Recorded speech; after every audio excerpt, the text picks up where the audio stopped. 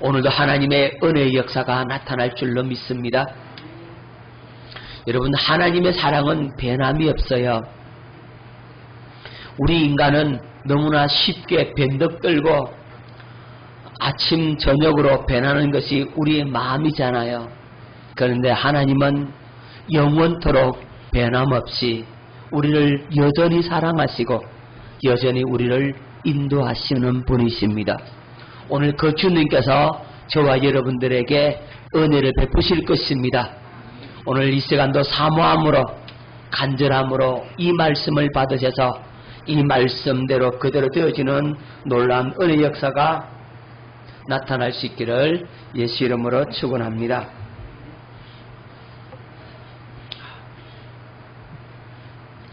지난 시간에 12명의 정탐꾼에 대해서 말씀을 봤죠. 그렇죠? 자, 그 10명의 정탐꾼들이 믿음 없는 보고를 함으로써 그들이 뭘 잃어버렸습니까? 그렇죠. 어떤 약속을 잃어버렸어요? 그렇죠. 가나안 땅을 주겠다라고 하는 하나님의 약속을 잃어버렸어요. 그러니까 가나안 땅 주겠다라고 하는 하나님의 약속을 잃어버리고 거기에 대한 믿음을 잃어버렸다 이 말입니다.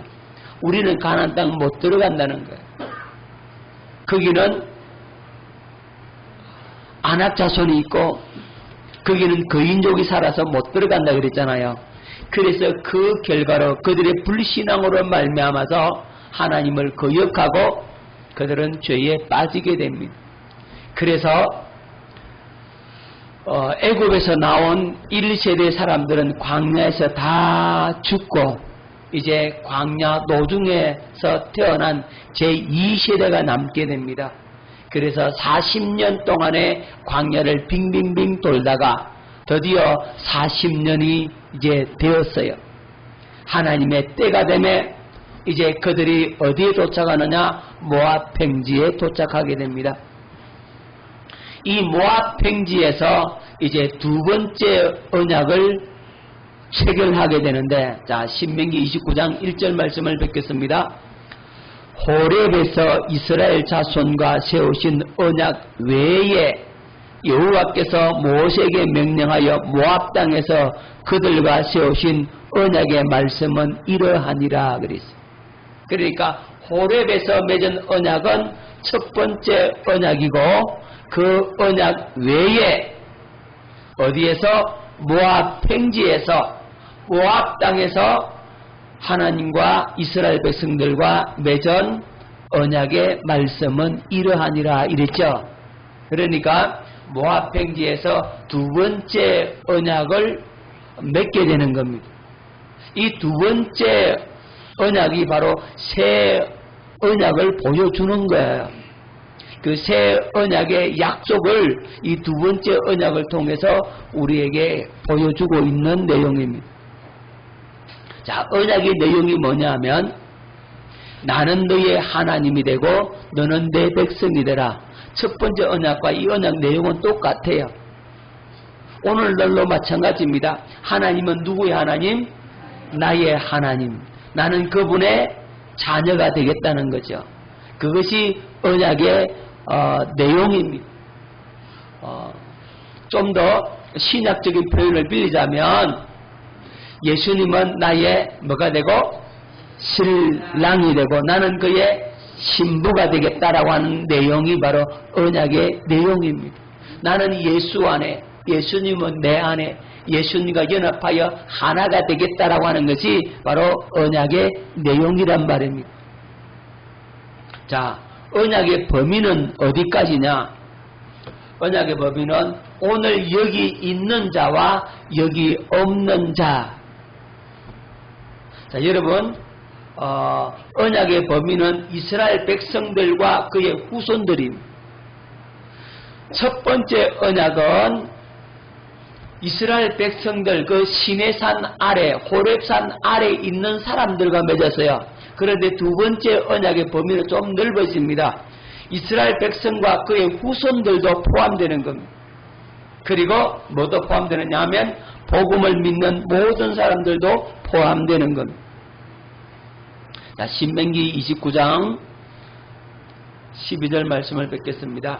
네 하나님 여호와의 언약에 참여하며 또 네 하나님 여호와께서 오늘 네게 하시는 맹세에 참여하여 여호와께서 네게 말씀하신 대로 네 조상 아브라함과 이삭과 야곱에게 맹세하신 대로 오늘 너를 세워 자기 백성을 삼으시고 그는 친히 네 하나님이 되시려 함이니라. 내가 이 언약과 맹세를 너희에게만 세우는 것이 아니라 오늘 우리 하나님 여호와 앞에서 우리와 함께 여기 서 있는 자와 오늘 우리와 함께 여기 있지 아니한 자에게까지니니. 그러니까 이 맹세, 이 언약을 여기 있는 사람들뿐만 아니라 너희들의 후손과 여기 있지 아니한 모든 자 다 포함한다, 이렇게 말씀을 하고 있죠. 자, 그래서 이 모압 평지에서 두 번째 언약을 맺은 것은 여기에 있는 자뿐만 아니라 이스라엘 백성들, 그 후손들, 또 복음을 믿는 모든 사람들 다 포함하고 있다는 사실을 여기에서 가르쳐 주고 있습니다. 자, 언약의 방법은 뭐냐? 그런 두 번째 언약의 방법은 마음의 할례를 행하여 주겠다는 겁니다. 뭘 행하여 주겠다?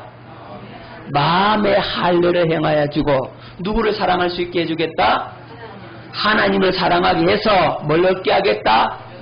예, 영원한 생명, 영생을 얻게 하겠다 하는 것이 바로 언약의 방법입니다. 신명기 30장 6절 말씀을 뵙겠습니다. 네 하나님 여호와께서 네 마음과 네 자손의 마음에 뭘 베푸사? 그렇죠, 할례를 베푸사 너로 마음을 다하며 뜻을 다하여 네 하나님 여호와를 사랑하게 하사. 누구를 사랑하게 하사? 하나님을 사랑하게 하사. 너로 뭘 얻게 하신다?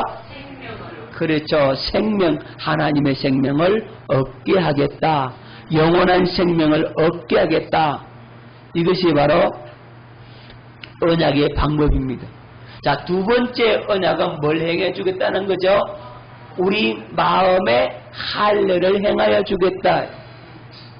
마음의 굳은살을 변해 주겠다. 강팍한 마음, 돌같은 마음을 제거해 주겠다.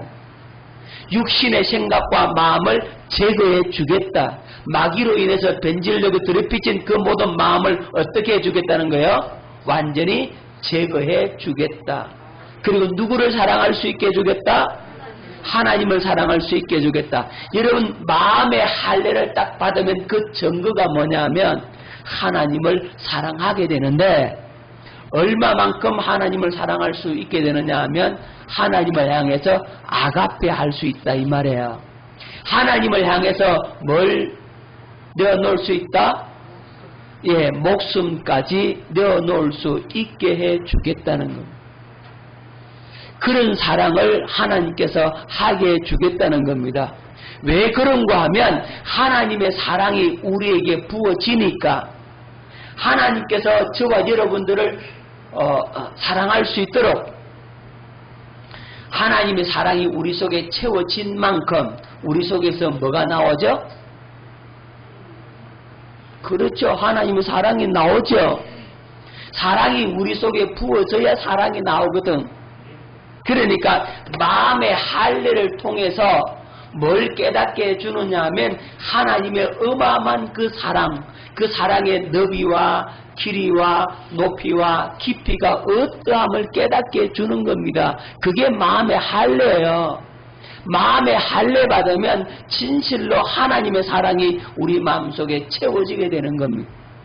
하나님의 사랑이 우리 속에 충만히 채워졌으니까 그 사랑으로 누구를 사랑할 수 있다? 하나님을 사랑할 수가 있게 되는 겁니다. 그래서 하나님을 사랑하게 되어져 버리니까 뭘 얻는다고요? 영생을 얻는다. 여러분, 율법의 완성은 뭐죠? 율법의 완성이 뭐예요? 네? 그게 여러분, 사랑은 율법의 완성이라 그러잖아요. 그러니까 하나님을 사랑하게 되면 하나님께서 우리에게 명령하신 모든 율법을 다 이루어지게 만드는 거란 말입니다. 율법을 완성시키는 것은 바로 사랑밖에 없어요.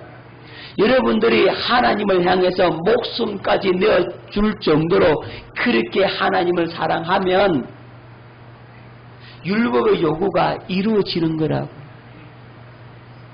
그러니까 하나님께서 뭘 우리에게 주신다? 영생을 주시는 거예요. 그러니까 마음의 할례가 이루어지면 하나님을 사랑하게 되어짐과 동시에 우리에게 뭐가 주어진다? 영원한 생명, 영생이 주어지게 된다 이 말입니다. 그래서 언약이 성취가 되어진다고. 하나님과 우리가 뭐가 성취가 된다고요? 언약이 성취가 된다 이 말입니다. 여러분 깨달으시기를 바랍니다. 자, 언약의 방법은 우리 마음에 할례를 행하여 주는 거다. 할례 받은 증거가 뭐라고요? 하나님을 사랑하는데 얼마만큼 사랑할 수 있다고? 예, 예수님이 우리를 사랑하신 만큼 우리도 그렇게 사랑할 수가 있게 된다고. 그래서 예수님의 제자들은 다 순교하잖아요. 예수님이 자신의 생명을 십자가에 내어주기까지 우리를 사랑한 것처럼 예수님의 제자들은 예수님께 생명을 다 바치잖아요. 그건 뭐냐면 그 주님의 사랑이 그들에게 부어졌기 때문에 그래요. 이것이 인간의 힘으로 되는 것이 아니고 인간의 능력으로 되는 것이 아니고 오직 뭐로 된다? 성령의 은혜로 되어진다. 그러니까 성령께서 우리 마음에 할례를 행하여 주시면 하나님의 사랑을 깨닫게 되고 그 하나님의 사랑을 깨달은 만큼 누구를 사랑할 수 있다고? 하나님을 사랑할 수 있게 되고 하나님을 사랑하게 되어져 버리는 은혜를 입게 되니까 우리로 하여금 뭘 얻게 하신다? 영생을 얻게 하신다. 그렇게 해서 언약이 뭐가 된다고요? 성취가 된다. 할렐루야. 기억할 수 있기를 바랍니다. 자, 그래서 이 모압 평지에서 하나님과 언약을 맺는데 두 번째 언약을 맺는데 그 맺는 이유가 있어요. 왜 모압 평지에서 두 번째 언약을 맺었을까요? 이게 굉장히 중요한 것을 우리에게 가르쳐 주고 있는 겁니다. 영적 의미가 있는 거예요. 자, 모압 평지에서 무슨 땅을 앞에 두고? 그렇죠. 가나안 땅을 눈앞에 두고 뭘 행하더라? 하나님과 이스라엘 백성들과 두 번째 언약을 맺더라. 그죠? 여러분 그럼 기억하셔야 돼요. 눈치를 채야 돼요. 두 번째 언약을 맺는 이유가 어디에 들어가게 하기 위해서? 그렇죠. 가나안 땅을 들어가게 하기 위해서 가나안 땅을 차지하기 위해서는 반드시 무슨 언약을 맺어야 된다? 두 번째 언약을 맺어야 된다 하는 사실을 가르쳐 주고 있는 겁니다. 자, 이것을 오늘 영적으로 다시 말씀드리면 우리가 하나님 나라에 들어가려면 우리가 천국 들어가려면 반드시 하나님과 무슨 언약을 맺어야 된다? 그렇죠. 새 언약을 맺어야 된다 하는 사실을 여기서 가르쳐 주고 있는 겁니다. 여러분 확실히 그 깨달으십시오. 굉장히 중요합니다. 그러면 천국 들어가려면 뭐 어떻게 해야 천국 들어갑니까? 그러면 나 금방 말씀드렸잖아. 그렇죠. 두 번째 새 언약을 맺어야 천국 들어간다고. 아멘. 그럼 새 언약을 모르면, 언약을 안 맺으면 천국 갑니까 안 갑니까?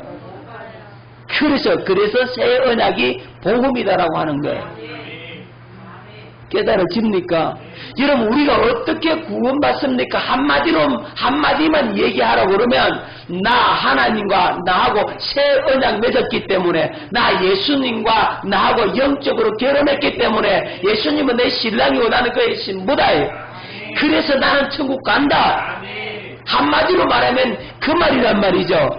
이걸 확실히 여러분들이 깨닫고, 이걸 알고, 주님과 뭘 맺어야?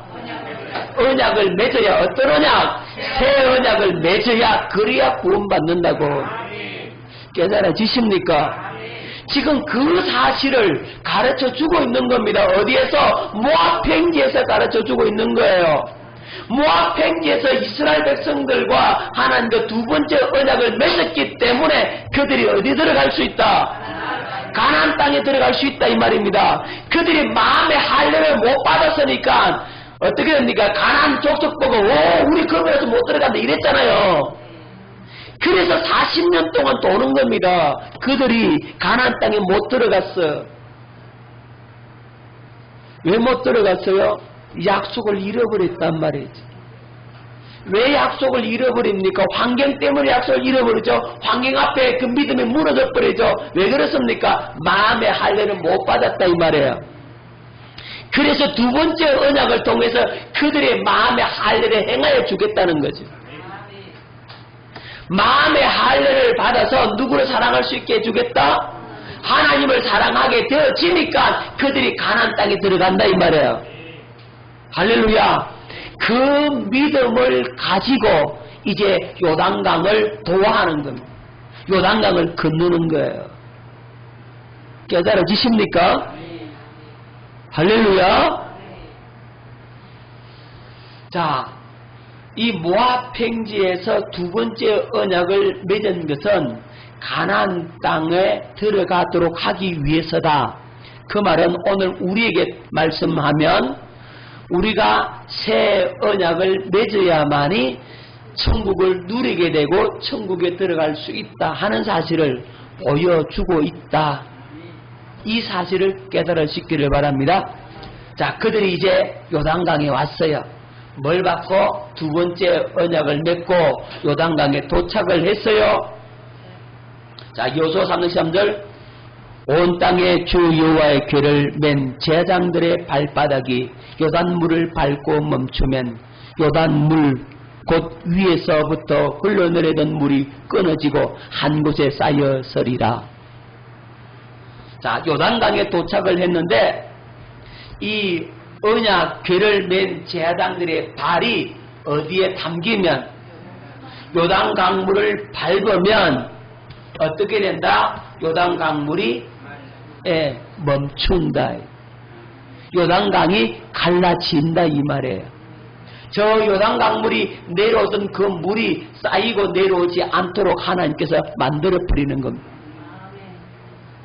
여러분, 지금 이스라엘 백성들이 요단강을 건너는 시점에 우기입니다. 우기.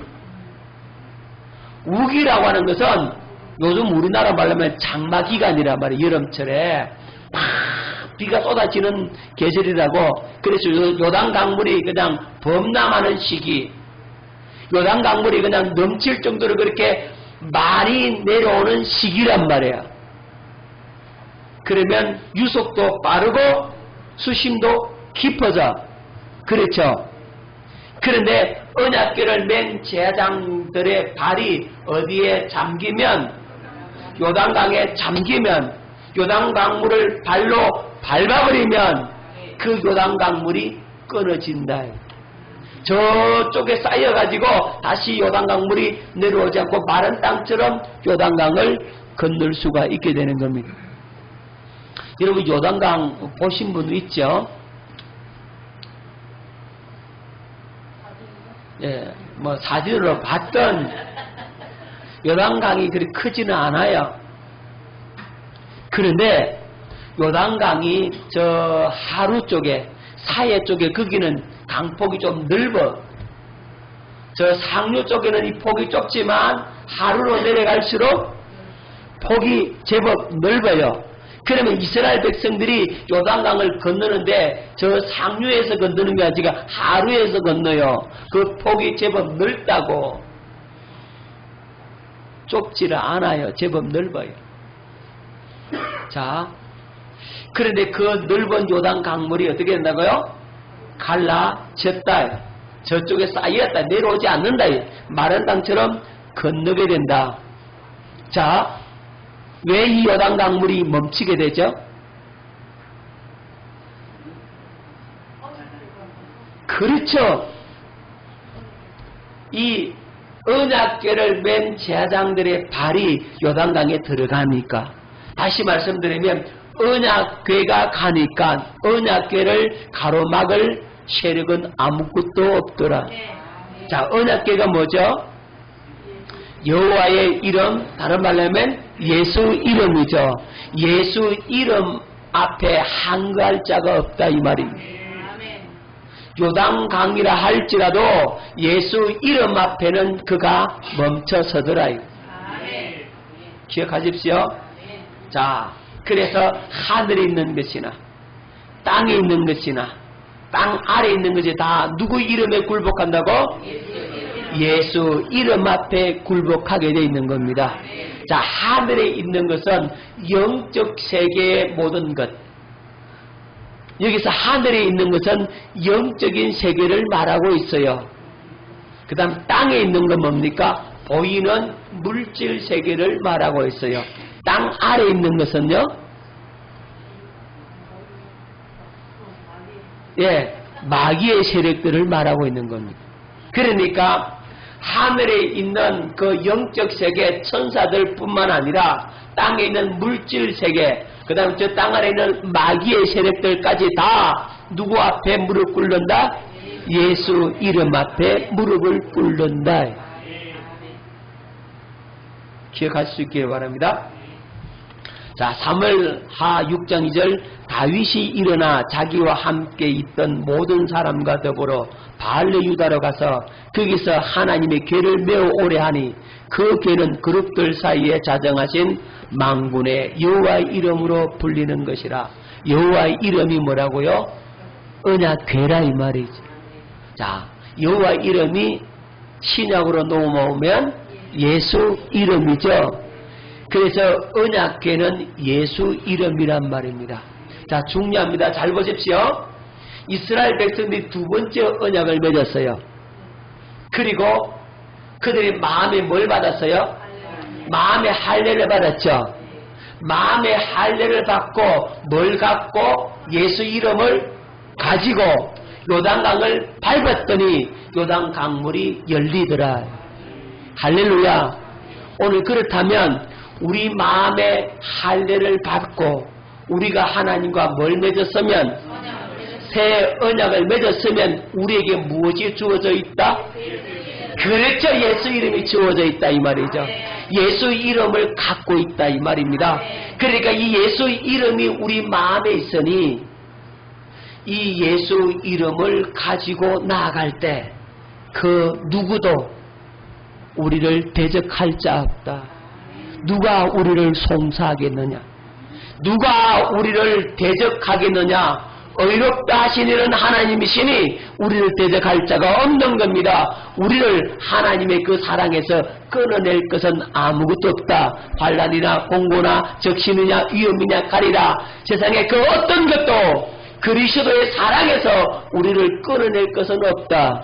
믿습니까? 우리는 뭘 가졌습니까? 예수 이름을 가졌습니다. 둘씩 둘짝 찍고 나는 예수 이름을 가졌습니다. 시작.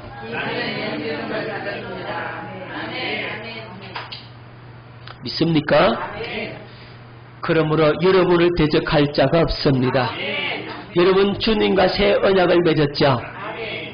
그러면 예수 이름을 가졌죠. 그러면 여러분 영생을 얻었습니다. 생명을 얻었습니다. 누구를 사랑합니까? 하나님을 사랑하죠.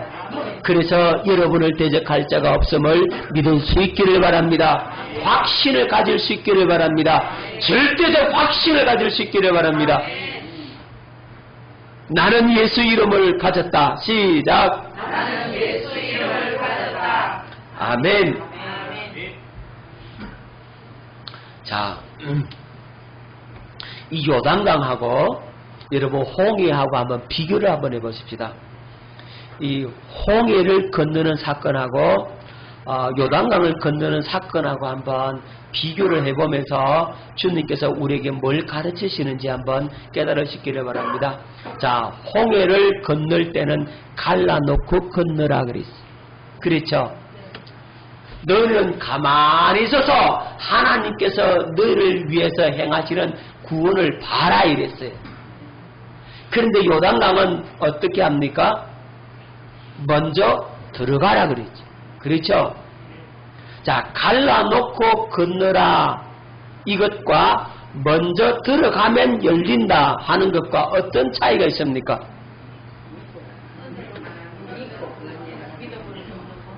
자, 갈라놓고 건너는 것은 뭐고, 먼저 들어가라 하는 것은 뭡니까?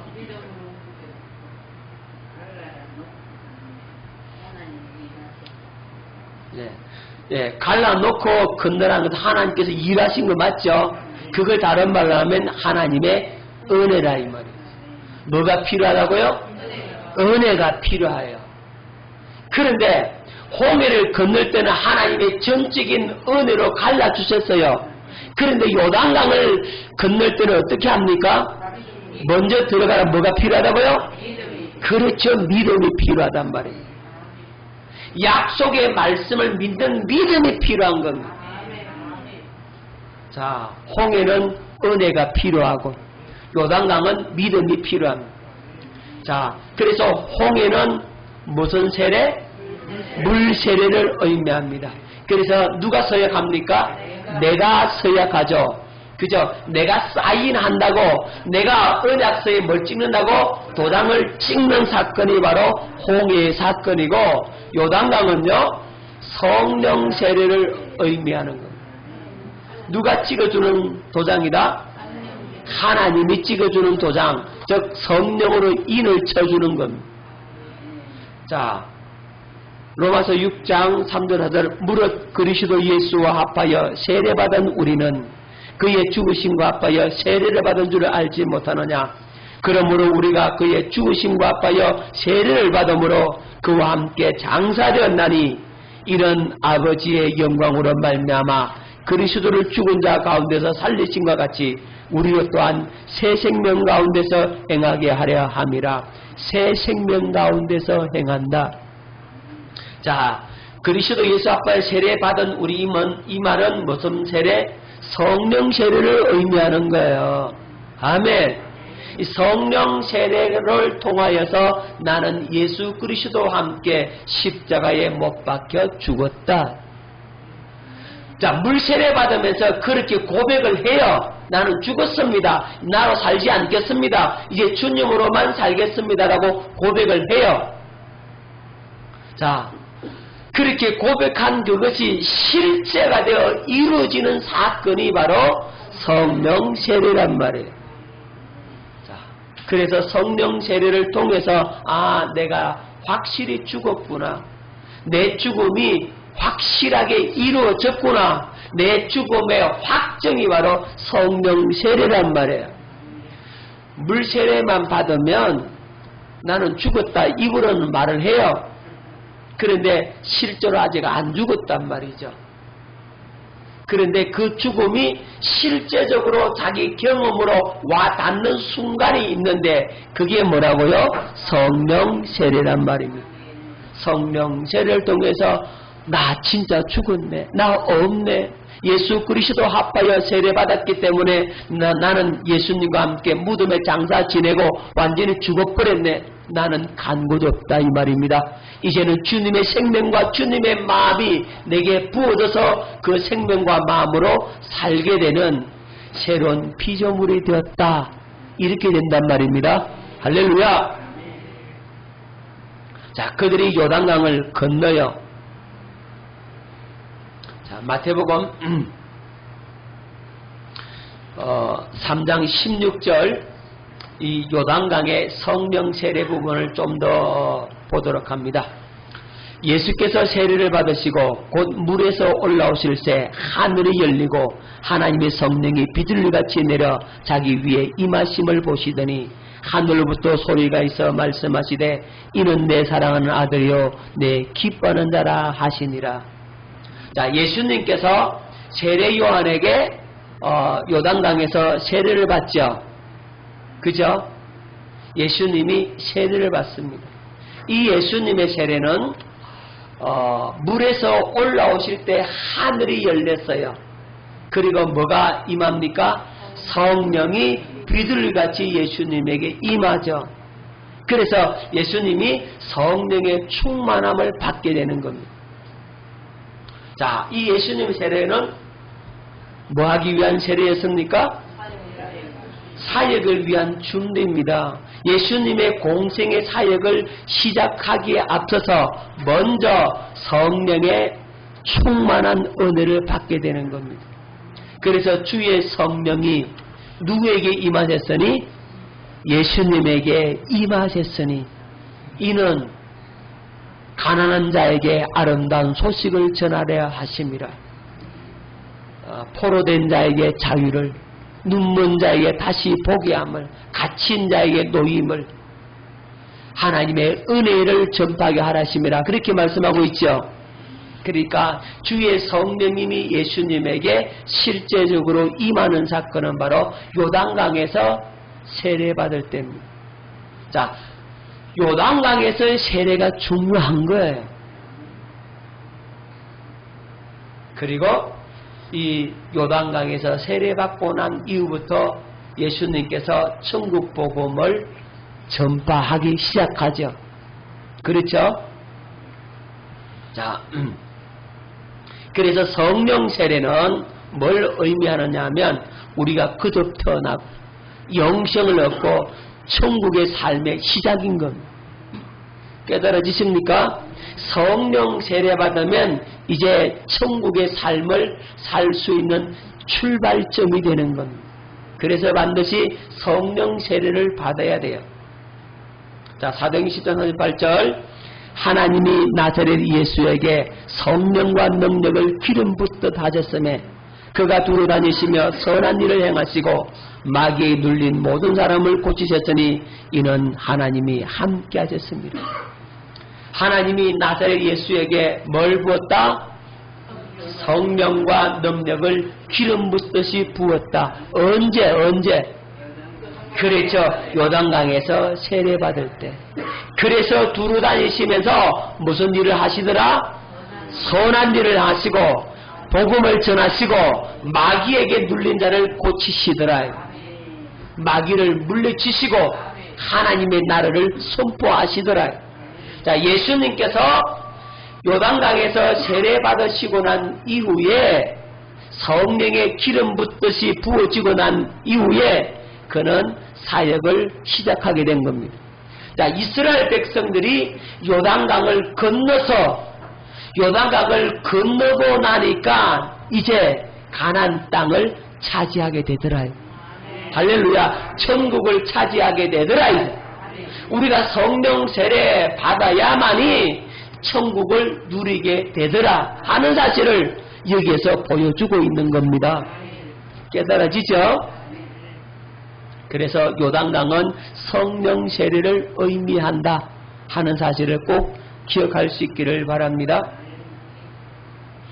자, 그리고 요단강을 건너니까 그 앞에 이제 여리고성이 떡 나타납니다. 여리고성을 무너뜨려야 되죠, 그죠? 자, 여리고성을 무너뜨리기에 앞서서 먼저 준비합니다. 자, 오늘 여기까지만 하면 될 것 같아요. 여리고성을 무너뜨리기 위해서 뭘 준비합니까? 먼저 할례를 받죠. 어디에서요? 길갈에서 할례를 받습니다. 길갈에서 할례 받는 이 할례는 애굽의 수치를 굴러보냅니다. 자, 여수와 5장 3절 여호수아가 부싯돌로 칼을 만들어 할례산에서 이스라엘 자손들에게 할례를 행하니라. 여호수아가 할례를 시행한 까닭은 이것이니 애굽에서 나온 모든 백성 중 남자 곧 모든 군사는 애굽에서 나온 후 광야 길에서 죽었는데 그 나온 백성은 다 할례를 받았으나 다만 애굽에서 나온 후 광야 길에서 난 자는 할례를 받지 못하였습니다. 자, 광야 노중에 산 사람들은 뭘 못 받았다? 할례를 못 받았다 그랬어요. 그래서 할례를 행하는 겁니다. 여러분, 이 육체의 할례는 뭘 보여주는 할례입니까? 그렇죠. 마음의 할례를 보여주는 거예요. 여러분, 이 육체의 할례는 언약의 정표라 그랬죠. 그래서 할례 받지 못하면 어디도 못 들어간다? 할례 받지 못하면 유월절 음식도 못 먹고 성전에도 못 들어가고 성소에 못 들어간다 이 말입니다. 이방인처럼 취급을 받아요. 그래서 할례 받아야만이 그들이 가나안 땅을 차지할 수가 있게 되는 겁니다. 언약의 백성을 증명하는 게 뭐다고요? 할례란 말이죠. 자, 이 할례가 바로 오늘날 우리로 하여금 하면은 뭡니까? 예, 마음의 할례는 성령 세례죠, 그죠? 자, 그래서 이 성령 세례를 받아야만이 가나안 땅을 차지할 수 있다 하는 사실을 가르쳐 주고 있는 겁니다. 그래서 애굽의 수치를 다 굴러 보낸다라고 해서 할례 받은 그 장소를 길갈이라고 하는 겁니다. 여러분, 애굽의 수치를 굴러 보내야 합니다. 마음의 할례, 즉 성령의 세례를 받게 된다면 우리는 애굽의 수치가 사라지게 되는 겁니다. 애굽의 수치가 뭡니까? 영적으로 말하면 마귀의 종노릇 하던 그 수치, 애굽에 종살이 하던 그 수치와 더러움들을 다 이제는 굴러보낸다 이 말이잖아요. 이제는 애굽과 상관없다. 그 말은 오늘 우리 세상과 상관이 없다. 마귀와 상관이 없다.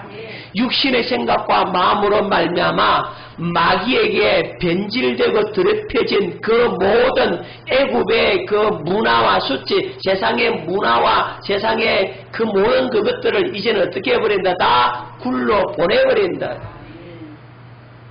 그건 십자가에 못 박아 죽여버렸다. 우리 옛 사람을 굴러보내고 우리의 자아를 굴러보내버리고 육신의 생각과 마음을 굴러보내버리고 마귀에 속한 모든 것들을 완전히 다 굴러보내버린다. 그게 성령의 세례, 마음의 할례라 이 말이에요. 그것이 이루어져야 우리가 천국을 누릴 수가 있게 되는 겁니다. 그래서 할례를 반드시 받아야 되는 겁니다. 오늘날로 말하면 성령 세례를 반드시 받아야 된다. 물 세례와 성령 세례, 물과 성령으로 이렇게 거듭혀 놔야 애굽의 수치를 다 굴러 보내버려야 세상의 수치, 죄악의 수치, 그 모든 죄 아래에 놓여있던 삶 자체를 다 어떻게 한다? 굴러 보내버리다. 할렐루야. 깨달아지죠? 먼저 할례를 받아야 되고 두 번째 유월절을 지키는 겁니다. 유월절이 뭐죠? 유월절을 어디에서 받은 겁니까? 애굽에 출발할 때 그죠? 애굽에서 해방되는 절기가 바로 유월절이죠. 그러니까 이스라엘 백성들이 종살이 하다가 바로의 손아귀에서 벗어나 애굽 땅에서 탈출해. 그때 그 감격이 얼마나 컸겠어요. 이야, 우리가 노예로 살다가 이제 해방이다. 눈만 뜨면 흙이고 벽돌 굽고 성을 쌓고 하는 일이 다 엄했다 그랬어요. 그 엄한 통제 사회 속에서 얼마나 힘든 나라를 보냈겠습니까?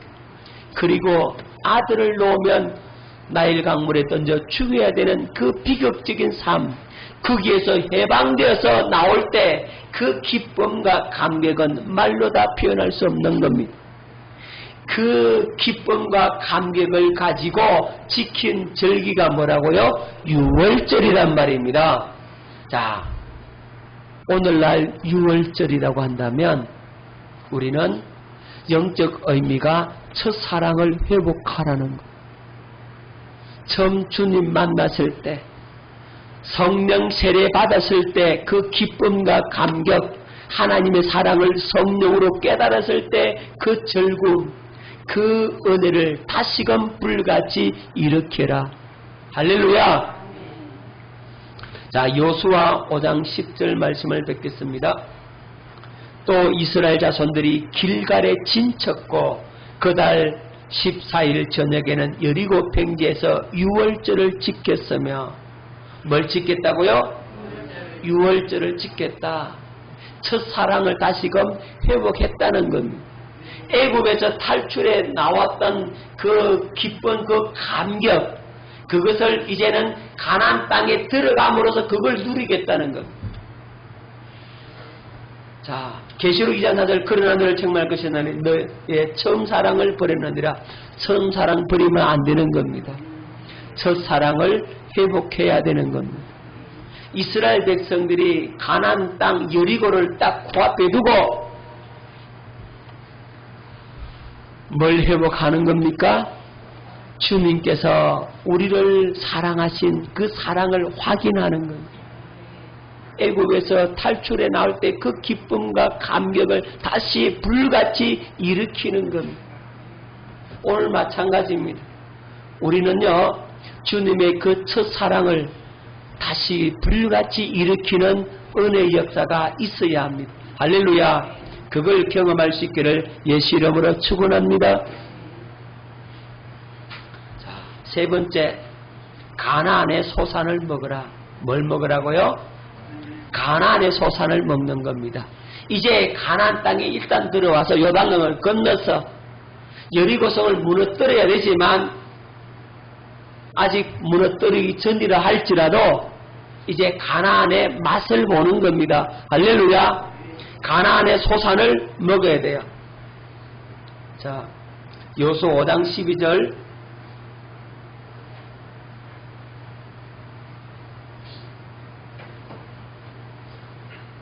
또 그 땅의 소산물을 먹은 다음 날에 만나가 그쳤으니 이스라엘 사람들이 다시는 만나를 얻지 못하였고 그의 가나안 땅에 소출을 먹었더라. 뭘 먹었더라? 가나안 땅 양식을 먹죠. 그러니까 만나가 필요 있어요, 없어요? 예, 여러분, 이 만나와 광야의 음식, 이 만나와 가나안 땅의 소산과 차이점을 한번 보자. 한번 봅시다. 자, 광야의 양식은 그날 먹어야 하는 양식이죠. 그죠? 매일 아침 그대로 가야 돼. 매일 새벽에 그대로 가야 돼. 그래서 긴장과 조바심과 걱정과 근심 속의 삶이 돼. 쌓아놓고 먹지를 못해요. 그죠? 예? 쌓아놓고 못 먹어. 좀 풍족하게 쌓아놓고 넉넉하게 오늘 좀 쉬자 이렇게도 돼야 되는데 그게 안 된다 이 말이에요. 여러분, 광야 살 때는 그렇게 훈련받는 겁니다. 눈만 뜨면 일찍 일어나서 그냥 그대로 가야 돼요. 그리고 광야의 양식은 맛이 똑같아. 맨날 먹는 게 그게 그거 그죠? 일정함. 근데 가나안 양식은 어떻습니까? 쌓아놓고 먹는 양식입니다. 믿습니까? 가나안의 양식은 쌓아놓고 먹는 양식입니다. 풍성한 양식입니다. 걱정 안 해도 돼요. 그죠? 마음의 평안함과 기쁨이 있죠. 맛이 다양합니다. 그렇죠? 먹을 게 많아요. 아멘. 다양한 양식을 먹을 수 있습니다. 천국의 기쁨과 감격을 누리고 사는 삶을 의미하고 있는 겁니다. 여러분, 광야의 양식 먹으면 안 돼. 이제는 어떤 양식을 먹어야 된다고요? 가난의 양식을 먹어야 돼요. 훈련받을 때 그 양식 먹는 게 아니라고. 이제는 훈련 끝났다. 아멘. 가나안 땅의 소산을 먹는 겁니다. 그럼 가나안 땅의 소산이 뭐냐? 그 가나안 땅의 소산이 뭡니까? 영적으로 말하면 요한복음 10장 1절 내 양은 내 음성을 들으며 나는 그들을 알며 그들은 나를 따르느니라. 주님의 음성이 가나안의 양식입니다. 할렐루야. 주님의 입에서 나오는 그 말씀, 생명의 그 말씀, 성령으로 깨닫게 함으로 들려주는 그 말씀이 오늘 가나안의 양식임을 기억하시기 바랍니다. 가나안의 양식이 뭐라고요? 성령으로 깨닫게 해주는 말씀, 예수님의 입에서 나오는 그 말씀, 사람이 떡으로만 살 것이 아니요 하나님의 입에서 나는 그 말씀, 그게 가나안의 양식이란 말입니다. 그래서 그리스도의 말씀이 너희 속에 풍성히 거하여, 말씀이 우리 속에 풍성히 재놓고 먹는다고. 가나안의 양식이니까 재놓고 먹어야 돼. 할렐루야. 자, 가나안의 양식이 뭔지 보십시다. 자, 가나안 땅은 신명기 8장 8절 9절 밀과 보리의 소산지요 포도와 무화과와 석류와 감람나무와 꿀의 소산지라. 네가 먹을 것에 모자람이 없고 네게 아무 부족함이 없는 땅이며 그 땅의 돌은 철이요 산에서는 동을 캘 것이라. 여러분 부족함이 있어요? 여러분의 말씀에 부족함이 있어요? 말씀에 기갈함이 있어요? 말씀에 기갈이 있으면 안 되는 거예요. 부족함이 없어야 합니다. 풍성한 양식으로 여러분은 공급받아야 돼요. 할렐루야.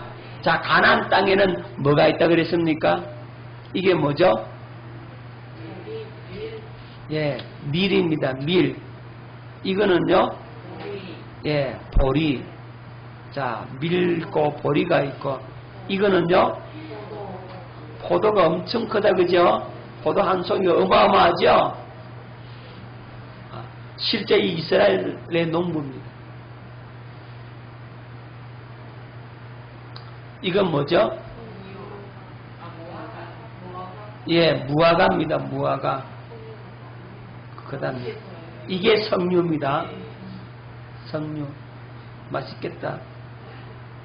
이거는 뭐예요? 예, 올리브. 예, 올리브입니다. 올리브. 이거는요?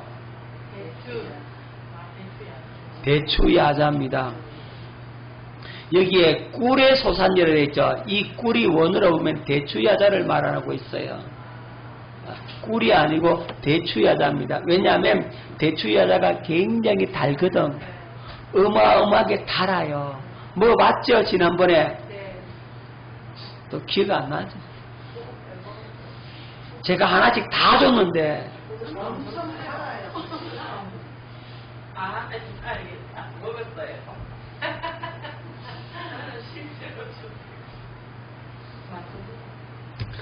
제가 다 나눠드렸어요. 맛보라고. 대추야자 그렇게 달아요. 그냥 완전 설탕보다 더 달아. 그냥 아주 달달합니다.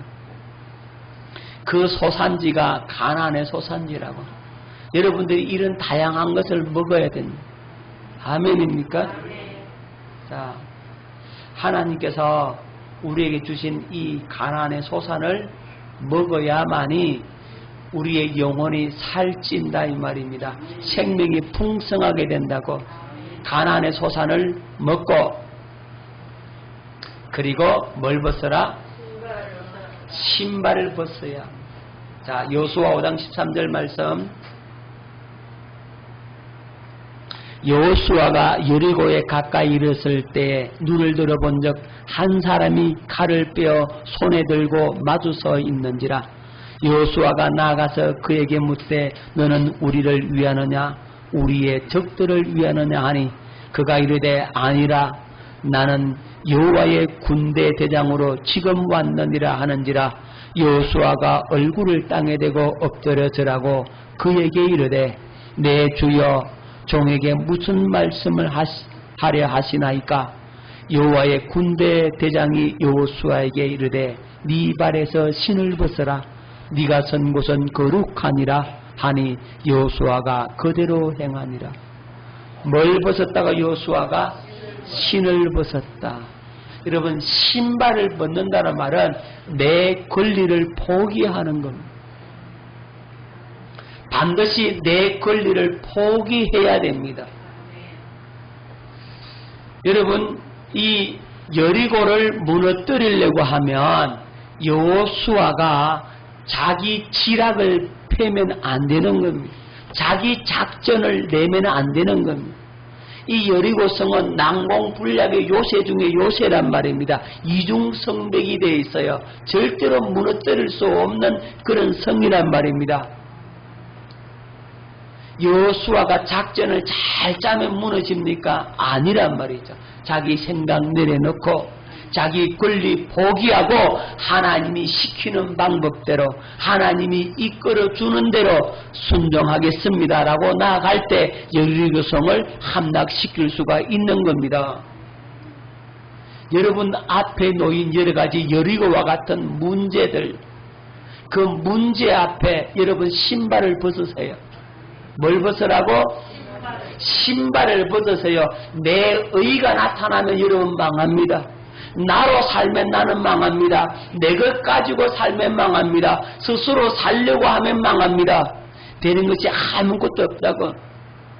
빨리 신발을 벗을 수 있기를 바랍니다. 여러분의 가진 권리, 여러분의 지식, 여러분의 이론, 여러분의 학문, 여러분의 경험, 그 모든 이성, 과학적이고 합리적인 사고, 인간의 수단과 방법들 다 내려놔란 말입니다. 다 그 권리를 누구한테 드리라? 하나님께 드려버리라. 아멘. 그러니까 여러분들 두 손 번쩍 들고 하나님 항복합니다. 주님 시키는 대로 하겠습니다. 살리시든 죽이든 주 뜻대로 하옵소서. 그러란 말이에요. 기도를 그렇게 하셔야 돼요. 그래야 하나님께서 너 신 벗었구나. 자신의 권리를 하나님 앞에 맡겨버리는 겁니다. 그럴 때 하나님께서 역사하십니다. 둘씩 둘짝 찍고 신발 벗었습니까? 안 벗었습니까? 시작. 벗었습니까? 확실히 벗을 수 있기를 바랍니다. 그래야 여리고성이 무너집니다. 여러분 다음 시간에 보겠습니다마는 여리고성을 무너뜨릴 때 기상천외한 작전 계획이 내려옵니다. 여리고성을 빙빙빙빙 하루에 한 바퀴씩 돌아라. 마지막 날은 7바퀴 돌고 소리치라. 그러면 여리고성이 무너질 것이다. 이렇게 말씀하죠. 도대체 상식이 안 맞아요. 과학적으로 이성적으로 안 맞는다니까. 그런데 여호수아는 그대로 합니다. 왜 그대로 하죠? 신발을 벗었기 때문에 그대로 하는 거거든요. 오늘 신발 벗으세요. 확실히 신발을 벗을 수 있기를 바랍니다. 권리 다 내려놔야 하나님께서 여러분에게 일을 하시는 겁니다. 여러분 왜 어려움 당하고 왜 고통 당하고 왜 힘들고 왜 잘 안 되는지 아십니까? 신발 안 벗어서 그래요. 내가 주인이라서 그래요. 내 마음대로 내 계획대로 해서 그래요. 그러면 망한단 말입니다. 저는요 목회하면 이걸 철저하게 깨닫는 겁니다. 내가 하려고 하면 다 망해요. 내 생각이 계획되면요 꼭 실패하더라고요. 하나님께서 여지없어요. 여지없다니까요. 타협이 없어요. 봐주는 게 없어. 봐주는 게 없어. 내가 주인 되면 봐주는 게 없다고. 깨달아집니까? 철저하게 여기서 주님 앞에 무너져 버려야 돼요. 주님 주 뜻대로 하옵소서 해야 된다니까요. 내려놓으세요. 주님, 나 아무것도 없습니다. 나는 주 외에 다른 이가 없습니다. 주님만이 나의 전부입니다. 소망입니다. 생명입니다.